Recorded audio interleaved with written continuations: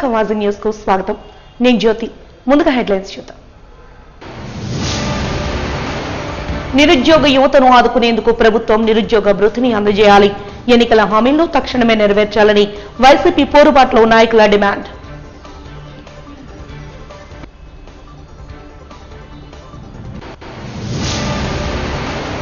ప్రభుత్వ ఏకపక్ష నిర్ణయాలతో లుల్లు షాపింగ్ మాల్ స్థల వారసులకు అన్యాయం. ఏపీ హైకోర్టు సుప్రీంకోర్టు న్యాయవాది వాడపల్లి శివానంద ఆరోపణ.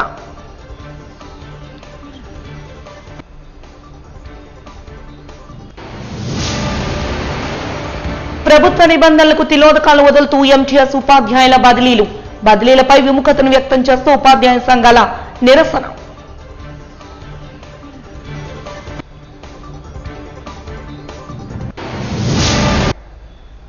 ఇక వివరాలకు వెళ్తే విశాఖపట్నం జిల్లా పరిషత్ జంక్షన్ వద్ద గల కృష్ణ మందిరం నుండి కలెక్టర్ కార్యాలయం వరకు వైసీపీ పాదయాత్రను చేపట్టింది.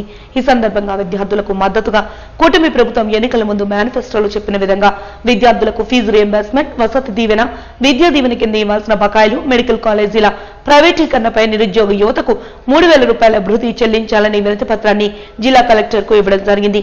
ఈ కార్యక్రమంలో పార్టీ పార్లమెంట్ పరిశీలకులు మాజీ శాసనసభ్యులు కదిరి బాబురావు, విశాఖ వైఎస్ఆర్ కాంగ్రెస్ పార్టీ జిల్లా అధ్యక్షులు కేకే రాజు, శాసనమండలి సభ్యురాలు, వైఎస్ఆర్సీపీ రాష్ట్ర మహిళా విభాగ అధ్యక్షురాలు వరూదు కళ్యాణి, మాజీ ఎమ్మెల్యేలు తదితరులు పాల్గొన్నారు.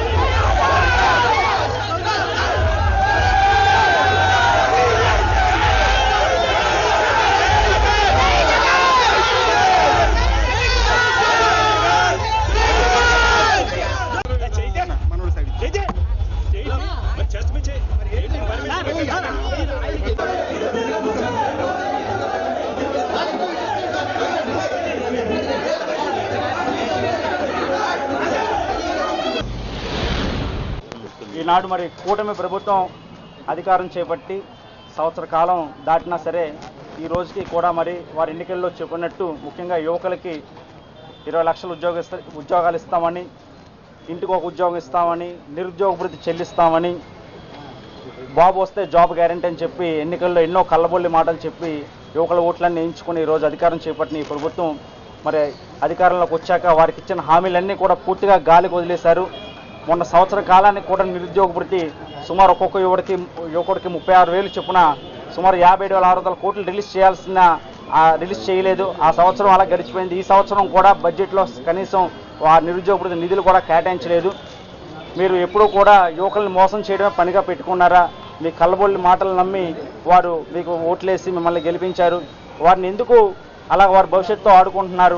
ఏడాదైనా కూడా ఒక్క ఉద్యోగం కూడా భర్తీ చేయలేదు సరికదా, ఎవరికి 3,000 రూపాయలు నిరుద్యోగ భృతి ఇవ్వని పరిస్థితి.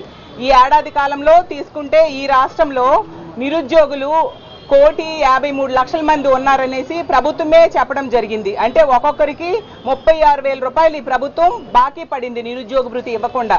అలాగే లోకేష్ గారు యువగలం పాదయాత్రలో చెప్పారు జాబ్ క్యాలెండరు January 1st ఇస్తామని. జూన్ వచ్చేసింది, క్యాలెండర్ ఇయర్స్ మారుతున్నాయి తప్ప వీళ్ళు జాబ్ క్యాలెండర్ మాత్రం ఇవ్వని పరిస్థితి మనం చూసాం. యువగలంలో 3,000 రూపాయల నిరుద్యోగ భృతి గురించి ఎంతగానో ఓదరగొట్టారు. ఈ రోజు తీసుకుంటే నిరుద్యోగ భృతికి మంగళం పాడారు, 20 లక్షల ఉద్యోగాలు మంగళం పాడారు. డిఎస్సి అన్నారు, ఒక్కరికైనా డిఎస్సి ద్వారా ఉద్యోగం ఇచ్చారా? అన్ని రకాలుగా ఇచ్చిన హామీలన్నీ మంగళం పాడిన పరిస్థితి మనం చూసాము. ఈ కూటమి అధికారంలోకి వచ్చాక 3 జాబ్స్ వచ్చాయి. ముఖ్యమంత్రిగా చంద్రబాబు నాయుడు గారికి, ఉప ముఖ్యమంత్రిగా పవన్ కళ్యాణ్ గారికి, అలాగే మంత్రిగా లోకేష్ గారికి మాత్రం ఈ రోజు జాబ్స్ వచ్చాయి. కానీ ఈ రాష్ట్రంలో యువత ఎవరికి జాబ్స్ రాలేదు. ఉన్న ఉద్యోగాలు 3 లక్షల పైగా తీసేయడం జరిగింది. 2,60,000 వాలంటీర్ ఉద్యోగాలు తీసేశారు. అలాగే దగ్గర 20,000 MDU వాహనాల్లో పనిచేసే వాళ్ళకి తీసేయడం జరిగింది. 15,000 ఉద్యోగాలు లిక్కర్ షాప్స్ లో పనిచేసే వాళ్ళకి తీయడం జరిగింది. గవర్నమెంట్ సర్వేలోనే తేలింది ఏంటంటే 12 లక్షల మంది యువత వలస వెళ్ళిపోయారంట. అంత దారుణంగా ఉంది కూటమి పాలన అనేది అర్థం చేసుకోవాలి. పవన్ కళ్యాణ్ గారు వాళ్ళ ప్లేనరీలో చెప్పడం జరిగింది. కలెక్టర్ గారికి వైఎస్ఆర్ కాంగ్రెస్ పార్టీని మేము అందించడం జరిగింది.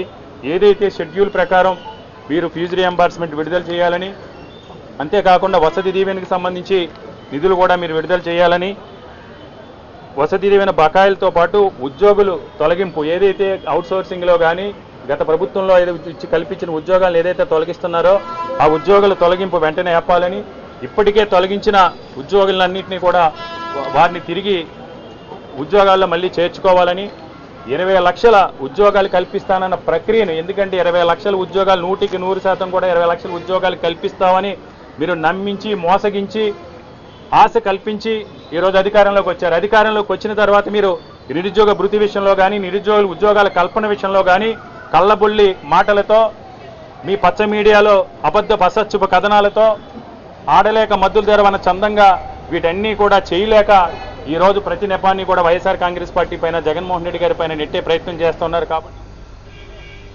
రాష్ట్ర ప్రభుత్వం ప్రతిష్టాత్మకంగా నిర్వహిస్తున్న ప్రజా సమస్యల పరిష్కార వేదికకు జీవీఎంసీకి 77 వినతులు వచ్చాయని నగర మేయర్ పిలా శ్రీనివాసరావు పేర్కొన్నారు. జీవీఎంసీ ప్రధాన కార్యాలయంలో పాత సమావేశ మందిరంలో అదనపు కమిషనర్ డివి రమణమూర్తితో కలిసి ప్రజా సమస్యల పరిష్కార వేదిక కార్యక్రమాన్ని నిర్వహించారు. ఈ సందర్భంగా నగర్ మేయర్ మాట్లాడుతూ రాష్ట్ర ప్రభుత్వం ప్రతిష్టాత్మకంగా చేపడుతున్న ప్రజా సమస్యల పరిష్కార వేదిక కార్యక్రమానికి జీవీఎంసీకి సంబంధించి 77 అర్జీలు ఫిర్యాదులు స్వీకరించడం జరిగిందని తెలిపారు. అందులో ముఖ్యంగా 2వ జోన్కు 15, 3వ జోన్కు 14, 4వ జోన్కు 11, 5వ జోన్కు 6, 6వ జోన్కు 10, 8వ జోన్కు 12, జీవీఎంసీ ప్రధాన కార్యాలయానికి 9 ఫిర్యాదులు అందాయని తెలిపారు. ఈ ఫిర్యాదులకు సంబంధించిన విభాగాధిపతులు ప్రజలు పెట్టుకున్న అర్జీలను ఫిర్యాదులను ప్రతిరోజు పరిశీలిస్తూ నిర్ణీత సమయంలో పరిష్కరించాలని, వచ్చిన అర్జీలపై అధికారులు వెంటనే స్పందించి కార్యాచరణ చేపట్టాలని ఆదేశాలు జారీ చేసినట్లు తెలిపారు.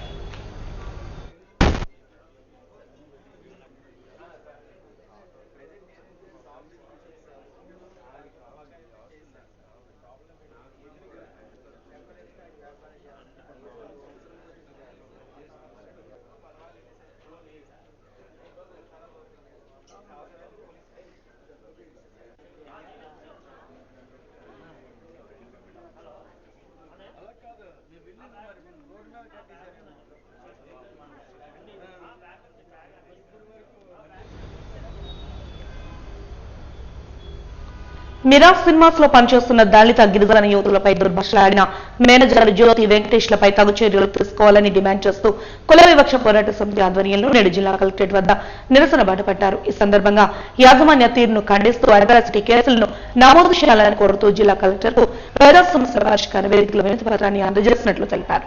ఈ మేరకు కేవీపీఎస్ నాయకులు చంద్రశేఖర్ మాట్లాడుతూ మిరాజ్ సినిమాస్ గిరిజన కుల పేరుతో తిట్టిన మేనేజర్లపై చర్యలు చేపట్టకపోతే ఉద్యమం చేస్తామంటూ హెచ్చరించారు.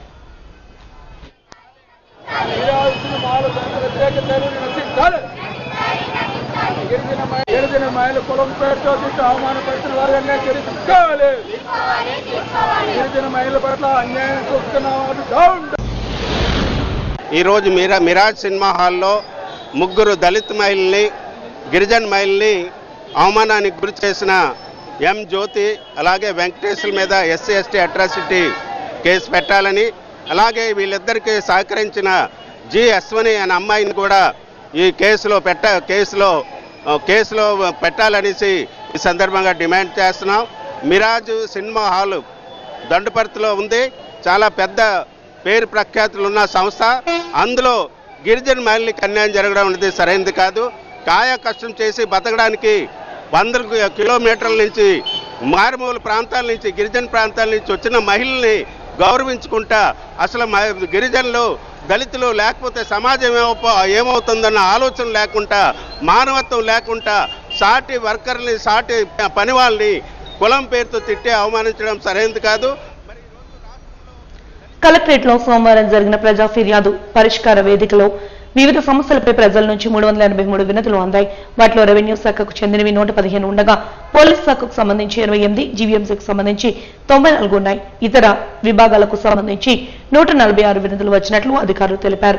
జిల్లా రెవెన్యూ అధికారి భవానీ శంకర్, డిప్యూటీ కలెక్టర్లు Sesha Sailaja, Madhusudan Rao, chief city planning officer Prabhakar ప్రజల నుంచి వినతులు స్వీకరించారు. జిల్లా కలెక్టర్ కార్యాలయం, మండల కార్యాలయాల్లో ప్రతి సోమవారం నిర్వహించే ప్రజా సమస్యల పరిష్కార వేదిక కార్యక్రమంలో అర్జీదారులు 1100 కాల్ సెంటర్ కు ఫోన్ చేసి తమ ఫిర్యాదుల స్థితిగతులను తెలుసుకోవచ్చని, అదేవిధంగా ఏమైనా సందేహాలు ఉంటే అడగవచ్చని, కొత్త ఫిర్యాదులు కూడా నమోదు చేసుకోవచ్చని డిఆర్ఓ భవానీ శంకర్ తెలిపారు. పీజీఆర్ఎస్ లో వివిధ విభాగాల జిల్లా స్థాయి అధికారులు పాల్గొన్నారు.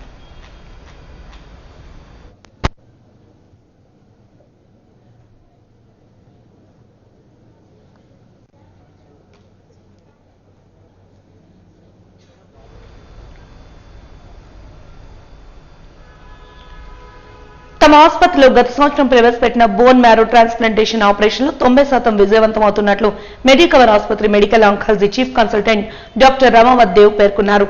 సోమవారం మెడికవర్ ఆసుపత్రి 6వ శాఖలో ఏర్పాటు చేసిన మీడియా సమావేశంలో వారు మాట్లాడారు. ఈ సందర్భంగా ఆయన మాట్లాడుతూ అత్యంత ప్రతిష్టాత్మకమైన ఈ ఘట్టాన్ని తాము ప్రకటించడానికి గర్వంగా ఉందన్నారు. తమ ఆసుపత్రిలో నెలకొల్పిన అత్యాధునిక బీఎంటీ యూనిట్ ప్రారంభమై 1 సంవత్సరంలోనే 30 బోన్ మ్యారో ట్రాన్స్ప్లాంటేషన్ ఆపరేషన్లను విజయవంతంగా నిర్వహించామన్నారు.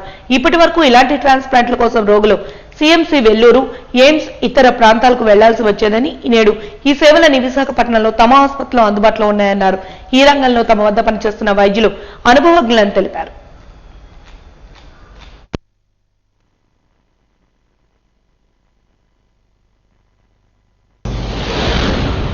మరియు ఈ ప్రెస్ మీట్ వచ్చినందుకు మీ మీడియా మిత్రులందరికీ నా హృదయపూర్వక నమస్కారాలు. సో ఈ ప్రెస్ మీట్ అరేంజ్ చేయడానికి ముఖ్య కారణం ఏంటి అంటే బోన్ మ్యారో ట్రాన్స్ప్లాంటేషన్ యూనిట్. మన మెడికవర్ క్యాన్సర్ ఇన్స్టిట్యూట్లో most advanced bone marrow transplantation unit set చేసి 1 year అయింది. కరెక్ట్గా 1 year అయింది. ఈ 1 yearలో మేము సక్సెస్ఫుల్గా 30 బోన్ మ్యారో ట్రాన్స్ప్లాంటేషన్స్ చేయడం జరిగింది.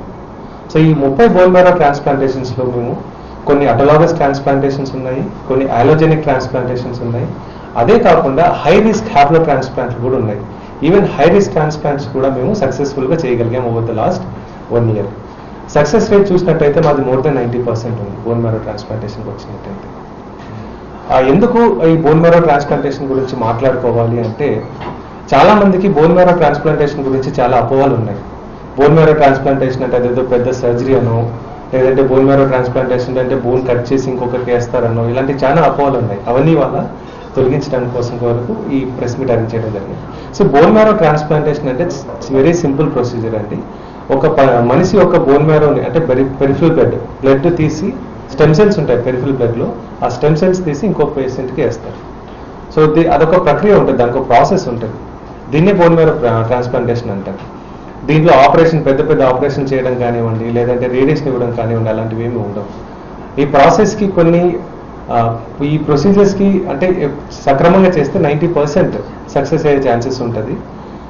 బోన్ మ్యారో ట్రాన్స్ప్లాంటేషన్కి ఎందుకు చేయాలి, అవసరం ఏముంది అంటే బోన్ మ్యారో ట్రాన్స్ప్లాంటేషన్ కొన్ని క్యాన్సర్స్కి, కొన్ని బినైన్ కండిషన్స్కి క్యూరేటివ్ ఆప్షన్స్ ఉంటుందండి. అంటే cancers like leukaemia, high risk leukaemia కానివ్వండి, హై రిస్క్ లింఫోమా కానివ్వండి, వీటికి మనము బోన్ మ్యారో ట్రాన్స్ప్లాంటేషన్ చేసినట్టయితే క్యూర్ అయ్యే అవకాశాలు ఎక్కువగా ఉంటాయి.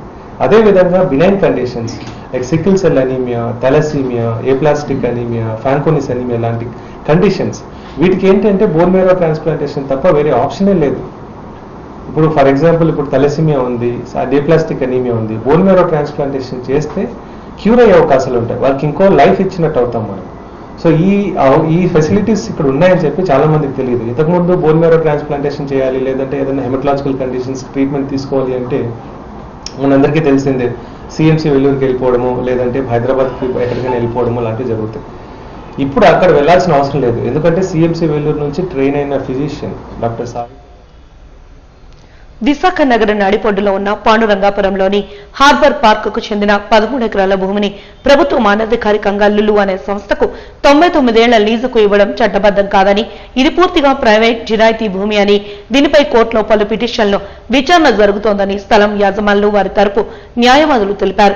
ఈ మేరకు సోమవారం ఉదయం నగరంలోని ఓ ప్రైవేటు హోటల్లో ఏర్పాటు చేసిన మీడియా సమావేశంలో బాధితుల తరపు ఏపీ హైకోర్టు, సుప్రీంకోర్టు న్యాయవాది వాడపల్లి శివానంద మాట్లాడుతూ విశాఖ బీచ్ రోడ్లోని సుబ్బిరామిరెడ్డి గెస్ట్ హౌస్ పక్కన ఆంధ్రప్రదేశ్ రాష్ట్ర ప్రభుత్వం ఎంతో ఆర్భాటంగా లులు సంస్థకు కేటాయించినట్లు ప్రకటించిందని, కానీ ఆ స్థలానికి సంబంధించి 10 మంది యాజమానులు వారి వారసులు ఉన్నారని, వారిని సంప్రదించకుండా వారికి ఎటువంటి నష్టపరిహారం చెల్లించకుండా ప్రభుత్వం ఏకపక్షంగా ప్రైవేట్ సంస్థకు కేటాయించడంపై మండిపడ్డారు. లేకుండా గవర్నమెంట్ మాకు బలం ఉంది కదా అని చెప్పి, మేం చేసిందే ఇష్టారాజ్యం అని చెప్పి, న్యాయం చూడదని చెప్పి కళ్ళు మూసుకొని గుడ్డిగా ఏకపక్షంగా భూములు ఆక్రమించడం, ప్రైవేటు వ్యక్తులకి డబ్బుల కోసం కక్కుర్తిపడి ప్రైవేటు వ్యక్తులకు దారాదత్తం చేయడం జరుగుతున్నది. దానికే నిండు ఉదాహరణ రీసెంట్గా తేదీ 26/3/2025న గవర్నమెంట్ ప్రభుత్వం లూలు ఇంటర్నేషనల్ షాపింగ్ మాల్కి harbour park Pandurangapuram survey number 1011/A1A2 survey నంబర్లో సుబ్బిరామరెడ్డి గారి గెస్ట్ హౌస్ పక్కన ఏకపక్షంగా భూమిని కబ్జా చేసి 13 ఎకరాలు కబ్జా చేసి అది గవర్నమెంట్ భూమి అని చెప్పి ఎటువంటి ఎంక్వైరీలు చేయకుండా ఎవరిని ఓపెన్ ఆక్షన్కి పిలవకుండా ఏకపక్షంగా భూమి Lulu shopping international shopping mall వాళ్ళకి 99 సంవత్సరాలకి 6 కోట్ల రూపాయలు నామినల్ అమౌంట్ లీజ్గా ఇస్తూ 99 సంవత్సరాలకి లీజ్గా ఇస్తూ అన్యాక్రాంతం చేయబడింది. దానికి ఒక ఉదాహరణ ఈ లూలు షాపింగ్ మాల్. ఇప్పటి వరకు ఈ విషయం ఎవరికీ తెలియదు. లూలు ఇంటర్నేషనల్ షాపింగ్ మాల్కి కేటాయించబడిన స్థలం గవర్నమెంట్ భూమి అని అందరూ అనుకుంటున్నారు, కానీ అది పచ్చి అబద్ధం. గవర్నమెంట్ కూడా ఎక్కడ ఖాళీ స్థలాలు కనిపిస్తే అక్కడ బోర్డులు పాటేసి ఎటువంటి ఎంక్వైరీ లేకుండా 22A లిస్టులో లేకుండా అడిగిన వాడు ఎవడో లేడని చెప్పి మాదే పవర్ బలం అని చెప్పి వాళ్ళకి సోర్స్ ఎలాగొచ్చిందో కూడా కనీస ఇన్ఫర్మేషన్ ఎక్కడా లేకుండా గవర్నమెంట్ రికార్డులు తారుమారు చేసి భూమిని కబ్జా చేయడం జరుగుతున్నది. దానికే ఉదాహరణ ఈ లూలు షాపింగ్ మాల్ది. ఏంటి అంటే విత్ ఎవిడెన్సెస్ మా దగ్గర ఉన్నాయి. లూలు షాపింగ్ మాల్కి GOMS నెంబర్ 45 తేదీ 26/3/2025న GOMS నెంబర్ 45 ద్వారా గవర్నమెంట్ లూలు షాపింగ్ మాల్ వాడికి బీచ్ ఒడ్డున 1000 కోట్ల రూపాయలు విలువ చేసే స్థలాన్ని 6 కోట్ల రూపాయలకు అప్పనంగా దారాదత్తం చేసింది. ఇది గవర్నమెంట్ భూమి కాదు. పత్రికాముఖంగా తెలియజేయమన్నది ఏమనగా ప్రజలకి ఇది గవర్నమెంట్ భూమి కాదు. జీవీఎంసీ అధికారి యంత్రాంగం MEPMA UCD project director zonal కమిషనర్లు నిర్లక్ష్య ధోరణితో వీధి విక్రయదారుల చట్టాన్ని పక్కదారి పట్టిస్తున్నారంటూ ఆంధ్రప్రదేశ్ వీధి విక్రయదారుల కార్మిక ఫెడరేషన్ ఆధ్వర్యంలో జీవీఎంసీ వద్ద నిరసన బాటపట్టారు. అనంతరం జీవీఎంసీ కమిషనర్ కు మేయర్ కు వినతి పత్రాన్ని అందజేశారు. ఈ సందర్భంగా వారు మాట్లాడుతూ కోర్టు ఆర్డర్ను అనుసరించి జీవీఎంసీ 8 జోన్ల పరిధిలో గల 2 లక్షల మందికి ఆన్లైన్లో వ్యక్తిగత ఫోటో గుర్తింపు కార్డు, వ్యాపార భద్రత, కుటుంబ ఫోటోలతో వెండింగ్ సర్టిఫికెట్ ను అందజేయాలని డిమాండ్ చేశారు.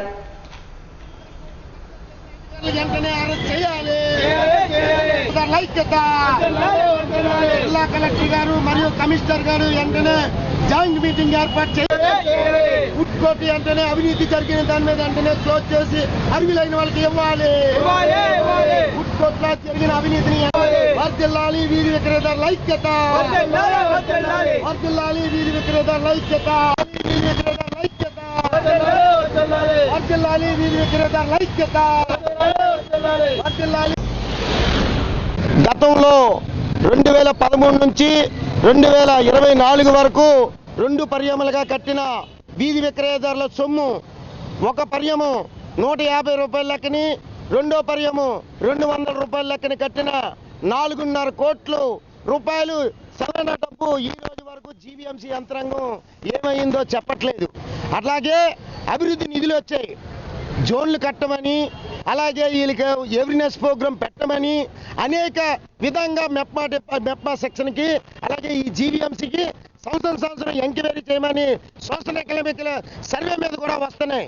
ఏ నిధులు కూడా ఇక్కడ జీవీఎంసీ యంత్రాంగం అవినీతి పాలు చేస్తుంది. అయ్యా ప్రతి ఒక్క అధికారులు కూడా ఆనాడు జోన్ల కమిషనర్ ఫోన్ జోరు ఏదైతే ఇప్పుడు జోన్ 4గా ఉందో ఇప్పుడు జోన్ 4గా ఉండి గతంలో జోన్ 3గా ఉన్నప్పుడు ఇక్కడ ఫుడ్ కోర్ట్ ఏర్పాటు చేశారు. ఫుడ్ కోర్టులో కూడా ఆనాడు ఒకప్పుడు ఈ బ్రిడ్జీలు కట్టేటప్పుడు కానీ రోడ్లు వెడల్పులో కానీ చాలామంది ఫుడ్ అమ్మే వాళ్ళని చాలామందిని తొలగించారు. ఆ తొలగించిన వాళ్ళ లిస్ట్ అంతా ఆనాడు జోనల్ కమిషనర్గా ఉన్న యాదవ్ శ్రీనివాసరావు గారికి మేము ఇచ్చి ఉన్నాం. ఇచ్చిన లిస్ట్ తారుమారు చేసి రజకులకు రక్షణ చట్టాన్ని ఏర్పాటు చేయాలని, వారి ఆర్థిక స్థితిగతులను మెరుగుపరిచేందుకు ప్రభుత్వం కృషి చేయాలని డిమాండ్ చేస్తూ నేడు జిల్లా కలెక్టరేట్ వద్ద ఏపీ రజకుల సంక్షేమ సంఘ ఆధ్వర్యంలో నిరసన బాటపట్టారు. అనంతరం సంఘం ఆధ్వర్యంలో నాయకులు మాట్లాడుతూ జిల్లా కలెక్టర్కు వినతి పత్రాన్ని అందజేసినట్లు తెలిపారు. రజక సంక్షేమ సంఘ నాయకులు ఈ సందర్భంగా ఎన్నికల సమయంలో ప్రభుత్వం ఇచ్చిన హామీలను తక్షణమే నెరవేర్చాలని కోరారు. ఆర్థిక సామాజిక పరిస్థితులను మెరుగుపరుచుకునే దిశగా రజకులకు ప్రోత్సాహకాలను అందించాలని కోరారు. రజకుల రక్షణకై ప్రత్యేక చట్టాలను ఏర్పాటు చేయాలని, దోబీఖానాలను ఏర్పాటు చేయాలని కోరారు. కార్యక్రమంలో విశాఖ జిల్లా రజక సంఘ నాయకులు, రజకులు పాల్గొన్నారు.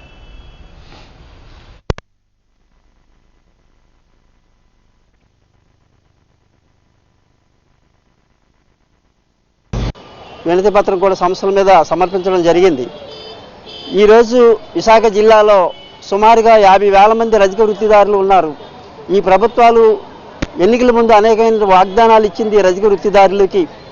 దోబిఘాట్లు నిర్మిస్తామని, వృత్తి స్థలాలు కాపాడుతామని, రజకులకు రక్షణ చట్టం చేస్తామని అనేకమైన హామీలు ఇస్తూ వచ్చింది. ఇప్పటికీ కూడా ఎటువంటి రజక వృత్తిదారులకి న్యాయం చేయలేదు. ఉన్న దోబిఘాట్లు కబ్జాలు జరుగుతున్నాయి. ఆ దోబిఘాట్ల స్థలాలు ఆక్రమణలు జరుగుతున్నాయి. అనేక మంది పెత్తందారులు ఇబ్బందులు పెడుతున్నా సరే రజకులకు రక్షణ లేదు, రక్షణ కల్పించలేదు. కాబట్టి మేము అందరం అడుగుతున్నాం, ఈరోజు రజకులకు ఎన్నికల ముందు ఈ ముఖ్యమంత్రి గారు ఏదైతే వాగ్దానాలు ఇచ్చారో తక్షణమే అమలు చేయాలని మేము కోరుకుంటున్నాము. ఇదే విధంగా విశాఖ జిల్లాలోని అనేక ప్రాంతాల్లో దోబిఘాట్లు స్థలాలు ఉదూత్ తుఫాన్లో పడిపోయినవి. ఉదూత్ తుఫాను ఎప్పుడొచ్చింది విశాఖపట్నంలో, ఇదే ముఖ్యమంత్రి గారు అప్పుడు ఉన్నటువంటి రోజు. కానీ ఇప్పటికీ కూడా ఆ దోబిఘాట్లకి ఒక గ్రాంట్ కూడా సాగించలేదు, ఆ నిర్మాణం కూడా చేయలేదు. ఆ దోబిఘాట్లు నిరుపయోగంగా ఉన్నాయి. అదేవిధంగా సీతమ్మపేట ప్రాంతంలో ఉన్నటువంటి దోబిఘాట్ స్థలంలో 25 మంది రజక వృత్తిదారుల కుటుంబాలు వృత్తి పని చేసుకుంటూ నివాసం ఉంటున్నారు, జీవిస్తున్నారు. అక్కడ వాళ్ళు దోబిఘాట్లో వృత్తి పని తప్ప ఇంక వేరే గత్యంతరం లేదు.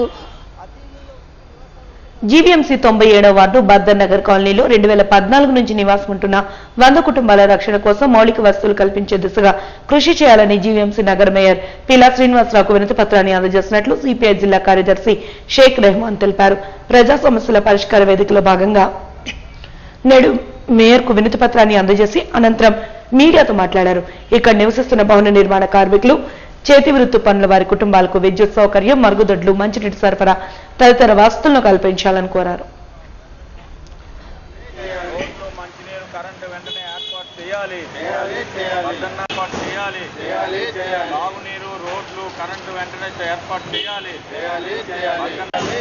మౌలిక సదుపాయాలు వెంటనే కల్పించాలి. 77వ వార్డు మందన్నాలో ఉన్న మౌలిక సదుపాయాలు కల్పించాలి. రోడ్లు, కరెంటు, వెంటనే ఏర్పాటు చేయాలి. 97వ వార్డు బద్దన్ నగర్ ఏదైతే ఉందో, ఈ బద్దన్ నగర్లో గత 10 ఏళ్ళు బట్టి 100 మంది ప్రజలు అనేది అక్కడ నివాసం అనేది ఉంటుంది. అంటే రేకులిల్లు, అలాగే కమ్మలిల్లు కూడా వేసుకొని నివాసం అనేది ఉంటున్నారు. అందులో 13 మందికి జీవీఎంసీ కార్పొరేషన్ అనేది ఇంటి పనులు కూడా 13 మంది మంజూరు చేశారు. అలాగే ఏపీడీసీఎల్ ఎవరైతే ఉన్నారో అక్కడ ఉన్న మా లీడర్షిప్ అంతా కూడా వాళ్ళకి వెళ్ళి అర్జీలు పెట్టి కరెంట్ ఇవ్వాలని అడిగినా కూడా నేటి వరకు కూడా కరెంట్ ఇవ్వకుండా దాన్ని అలాగా నాన్చడు ధోరణులతో అక్కడ ఉన్న అధికారులంతా కూడా ముందుకు పోతున్నారు. ప్రధానంగా అక్కడ ఉన్న కార్పొరేటర్ ఎవరైతే ఉన్నారో తెలుగుదేశం కార్పొరేటర్ అనేది దీన్ని కొద్దిగా ఇబ్బంది పెట్టి కరెంట్ రాకుండా కూడా చాలా ఇబ్బందులు పెడుతున్నారు. రెండోది ఆ ప్రాంతం అంతా కూడా తుప్పలు బలిసిపోయి పాములు, ఇసుకీటకాలు కూడా వస్తున్నాయి. వాళ్ళు బిక్కుమంటూ రాత్రులు 6:30 అయితే చీకటి అయిపోయి మళ్ళీ తెల్లవారు వెలుతురు వచ్చిందా కూడా చాలా ఇబ్బందులు పడే పరిస్థితి అనేది ఉంది.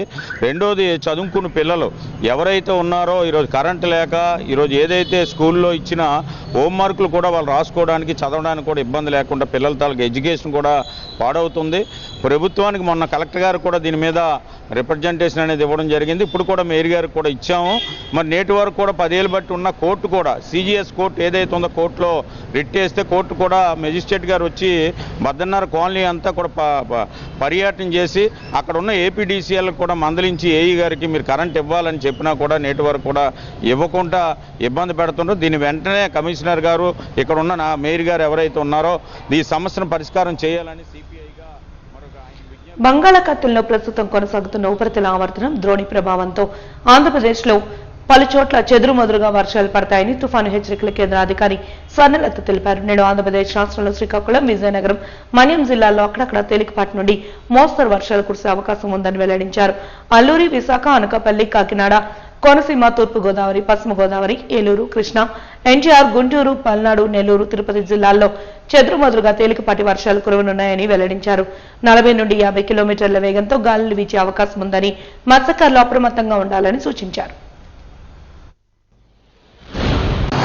ఈరోజు మార్నింగ్ 8:30 గంటల అబ్జర్వేషన్ ప్రకారం ఉత్తరాంధ్ర, దక్షిణ ఒరిస్సాకు ఆనుకొని ఉన్న నైరుతి బంగాళాఖాతము, పశ్చిమ మధ్య బంగాళాఖాతాల మీదుగా ఒక ఆవర్తనం ఏర్పడింది.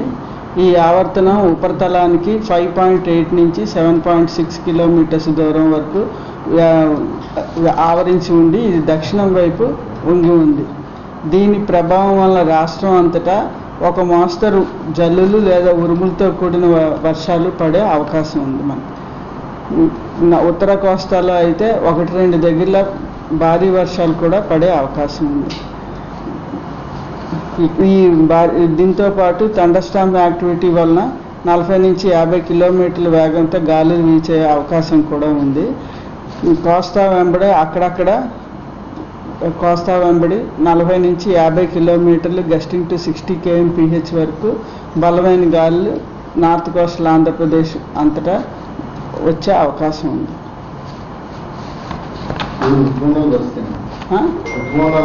ఋతుపవనాలు ఇంకా కొంచెం ముందుకు వచ్చి ఈ రోజుకైతే జైపూర్ ఋతుపవనాల limit northern limit of monsoon ప్రస్తుతానికైతే జైపూర్, ఆగ్రా, రాంపూర్, డెహ్రాడూన్, సిమ్లా, పఠాన్కోట్, జమ్మూ వరకు విస్తరించాయి.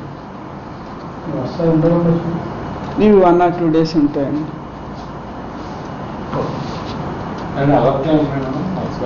మత్స్యకారులకి అయితే 40 నుంచి 50 కిలోమీటర్లు గస్టింగ్ టు 60 kmph వరకు తీరం వెంబడి గాలులు 1-2 చోట్ల తీరం వెంబడి గాలులు ఉండే అవకాశం ఉంది కాబట్టి అప్రమత్తంగా ఉండమని.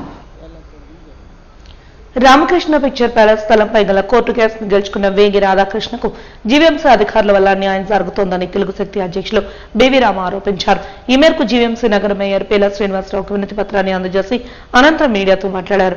బాధితులు వేగి రాధాకృష్ణ, బీవీ రాములు మాట్లాడుతూ జీవీఎంసీ అధికారుల నిర్లక్ష్య ధోరణి వల్ల అసలైన వారసులు ఆస్తిని పొందలేక నానా ఇబ్బందులు పడుతున్నారని అన్నారు. 2023లో తమ కోర్టు కేసు గెలిచామని ఆ స్థలాన్ని తమకు హ్యాండ్ ఓవర్ చేయమని చెప్పిన టౌన్ ప్లానింగ్ అధికారుల నిర్లక్ష్యంతో తమకు అన్యాయం జరుగుతోందని, తమకు జరుగుతున్న ఆలస్యానికి కారణం జీవీఎంసీ అధికారులేనంటూ వెల్లడించారు.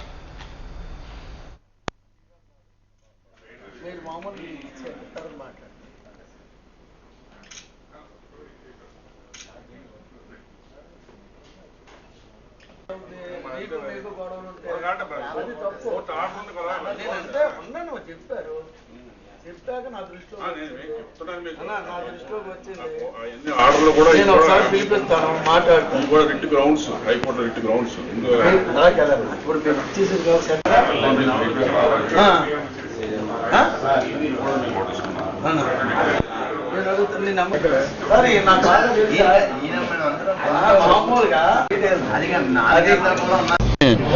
బౌడారా రోడ్లో ఉంటుందండి. అది ఆ రోజుల్లో లవకుశ ఇవన్నీ కూడా ఫేమస్ సినిమాలు ఆడినవి థియేటర్ అంతాను.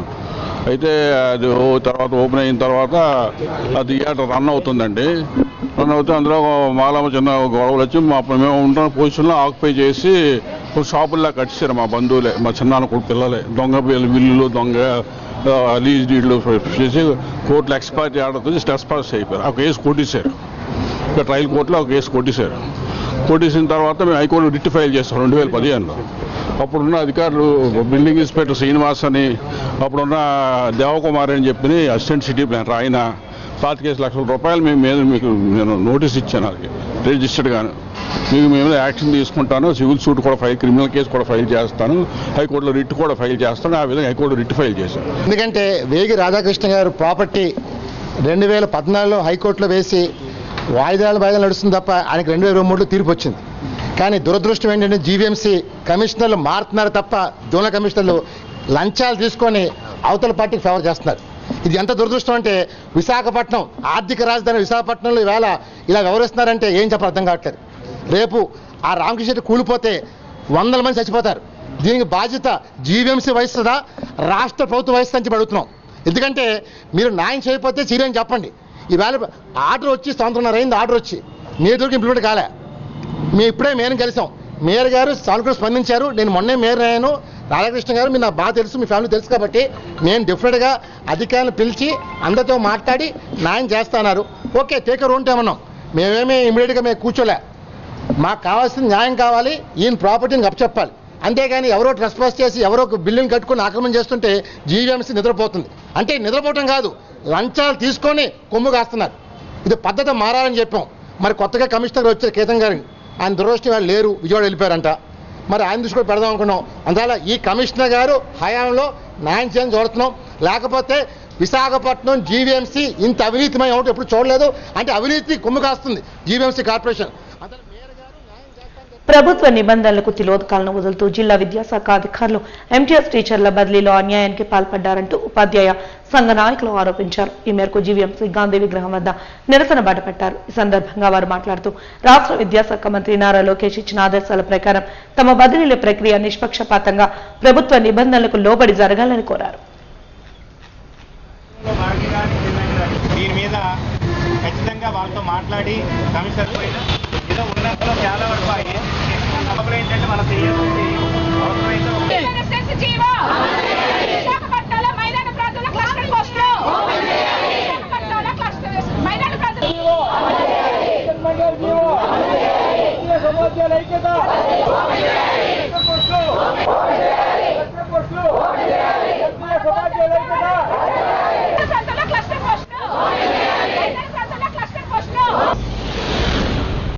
ఎంటీఎస్ టీచర్లు అంటే 1998-2008 డిఎస్సీలో టీచర్లని ఎంటీఎస్ ఉద్యోగాలు ఇచ్చారండి మాకు. ఆ డిఎస్సీలు సెలెక్ట్ అయిన వాళ్ళకి, ఈ 2 డిఎస్సీల వాళ్ళకి ఇప్పటి వరకు మేము చేస్తున్న ఉద్యోగాలు ఈసారి మాకు బదిలీలు నిర్వహిస్తున్నారు. ఈ బదిలీలో విశాఖపట్నం జిల్లాలో రాష్ట్ర వ్యాప్తంగా బదిలీలు చేశారండి. అన్ని జిల్లాల్లోని ప్రాబ్లం లేదు, కానీ మా జిల్లాలో విశాఖపట్నం జిల్లాలో మొత్తం వేకెన్సీ పోస్టులన్నీ ఎన్ని పోస్టులు అయితే ఉన్నాయి అన్ని ఏజెన్సీ ప్రాంతంలో చూపిస్తున్నారండి మాకు.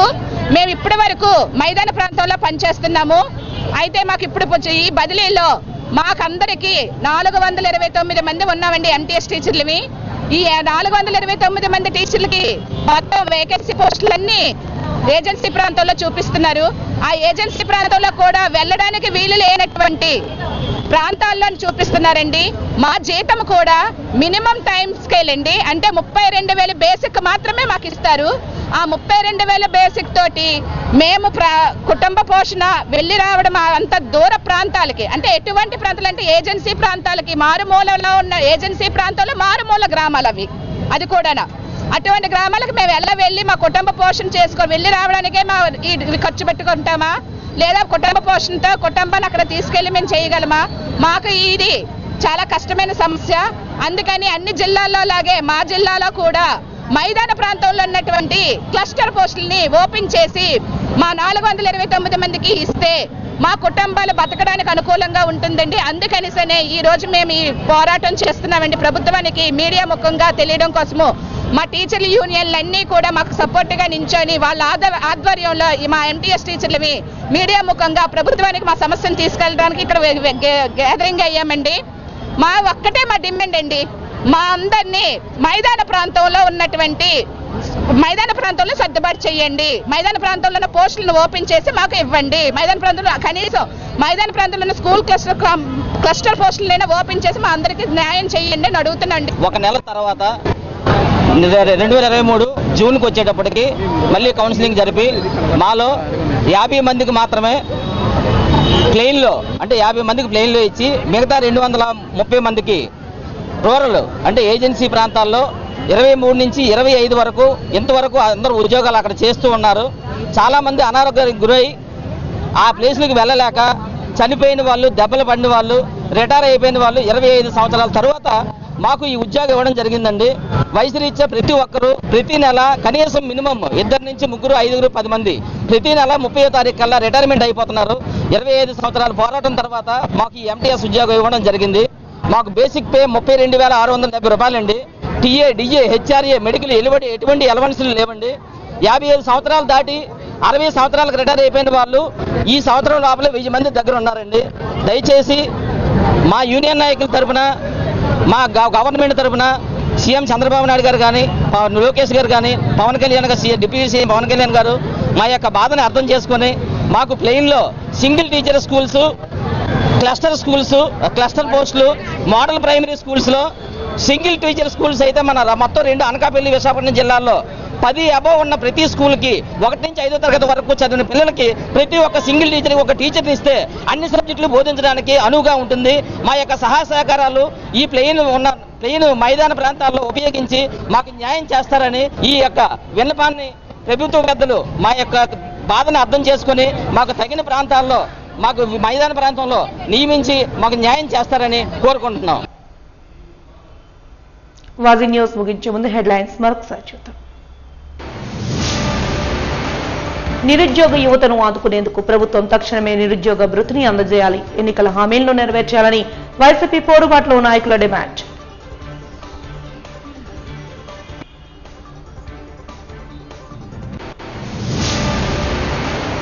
ఏకపక్ష నిర్ణయాలతో లులు షాపింగ్ మాల్స్ తలవారసులకు అన్యాయం, ఏపీ హైకోర్టు సుప్రీంకోర్టు న్యాయవాది వాడపల్లి శివానంద ఆరోపణ.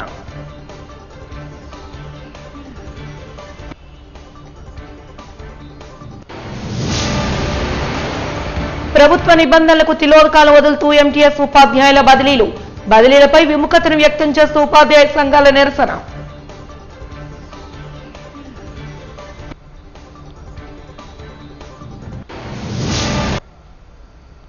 వాజీ న్యూస్ ఇంతటితో సమాప్తం. నమస్కారం.